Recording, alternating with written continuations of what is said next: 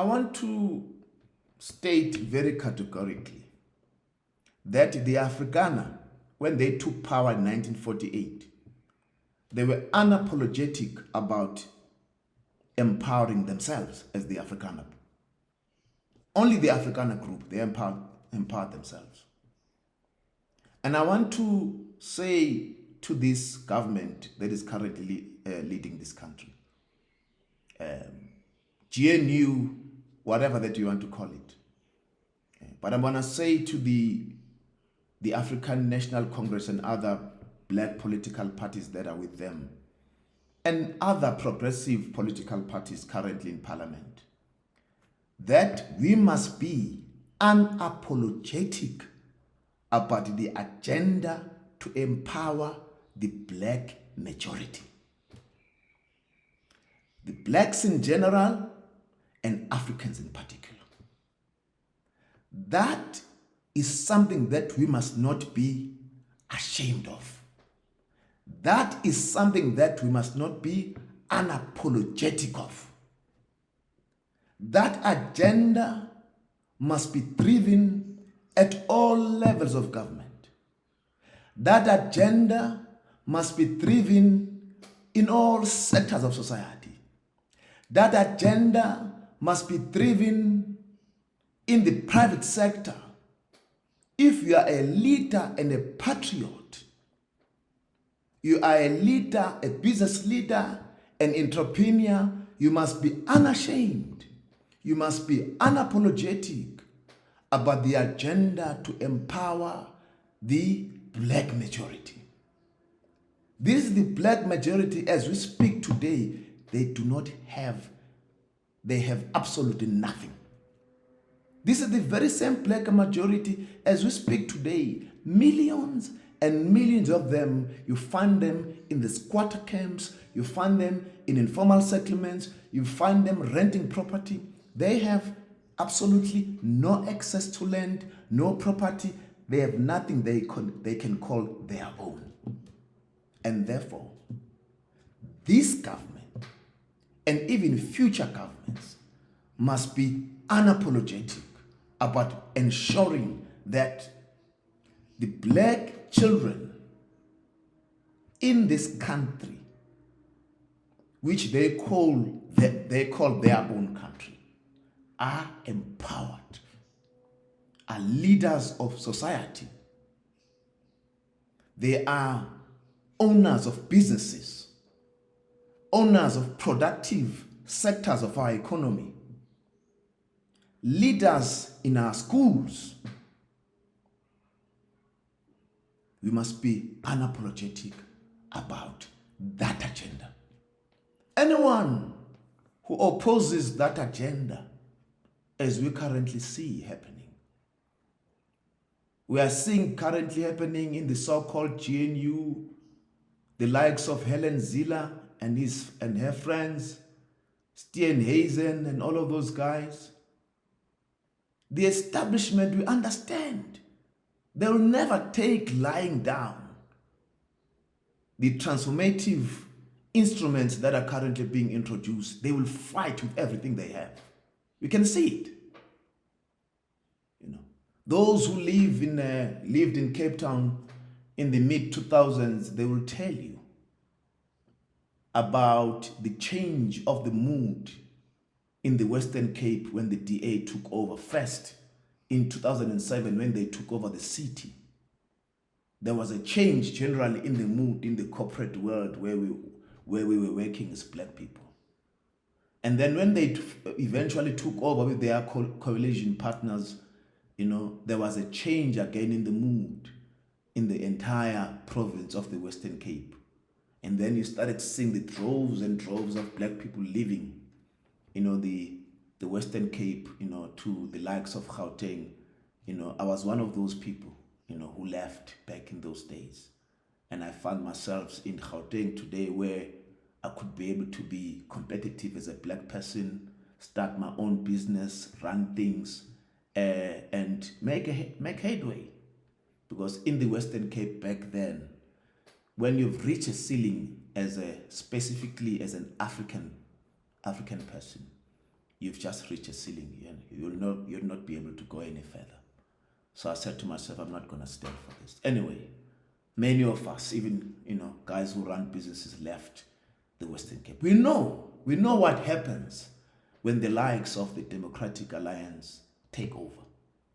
But as much as, yes, they make things functional, they run a government, an efficient government and all of that, but there's also, another side to that they are anti-transformation, they are anti, in general, black, and therefore there is something that all patriotic South Africans must resist with everything they have. I'm stating these things. In this podcast, we don't discuss politics, but unfortunately, I have to talk politics because politics determines the economic policy. The policies we make in parliament, the policies we make by the various political parties end up driving the economy of this country. If we make a mistake politically, if we commit a political error, and I want to make this message, send this message very clearly to President Cyril Ramaphosa, that his moment has arrived. The moment that he's been yearning for, when he wanted to be the president or the deputy president of Ndate Nelson Rolihlahla Mandela, and he was beaten, and when his counterpart Thabo Mbeki took over as the deputy president, yes, politically he was beaten. Then he went into business, then he waited for his time. And I'm saying to you, Matamela, that your time has arrived. Your moment, sir, has arrived. Rise to the occasion and defend the revolution of the people. I sound like a politician now. I'm not a politician, I'm a businessman. But sometimes I must talk politics because I know the power of politics, when it comes to business. I know that once we make one small political error, I know what is going to happen in business. I know what is going to happen to the likes of me, who are running small businesses in South Africa and who have aspirations, to grow very, very big, So I know what happens, And then therefore, what is currently happening, we will not allow. We will resist it with everything we have. We will resist it, with all our powers. We'll resist it. We know, these guys who came from Europe, we understand them.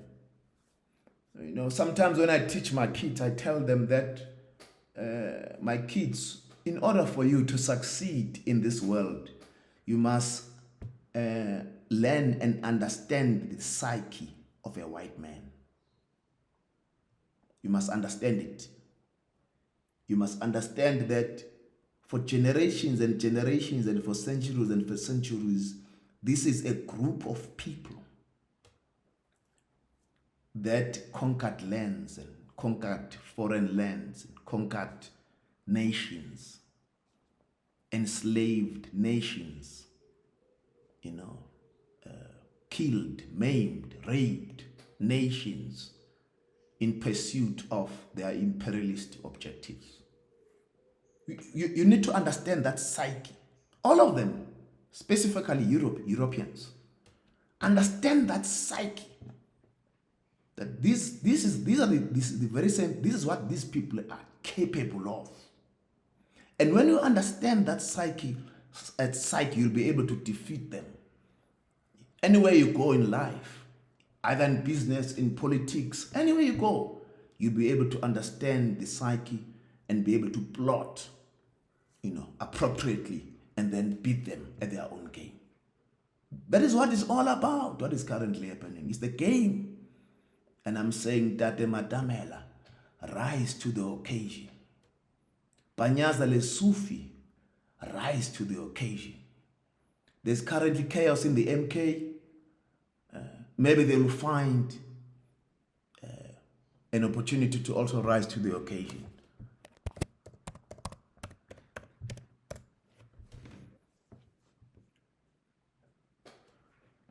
You know, there's currently chaos. The likes of Julius Malema, Ndate Malema, Mujabe, rise to the occasion. Your time has arrived. Do not give an inch now.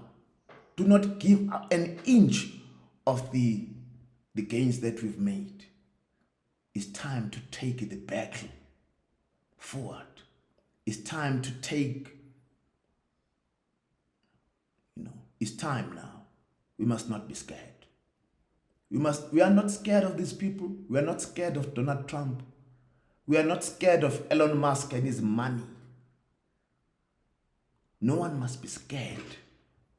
All 58 million or 60 million of us as South Africans, we must not be scared. We must take on the battle. Asuthatha umkhonto siye phambili. Asuthatha umkhonto siye phambili. In business, asuthatha umkhonto siye phambili. In education, asuthatha umkhonto siye phambili. In politics, asuthatha umkhonto siye phambili. Pakistan, with your 100 billion rand transformation fund, asuthatha umkhonto siye phambili. We are not going back. I thank you.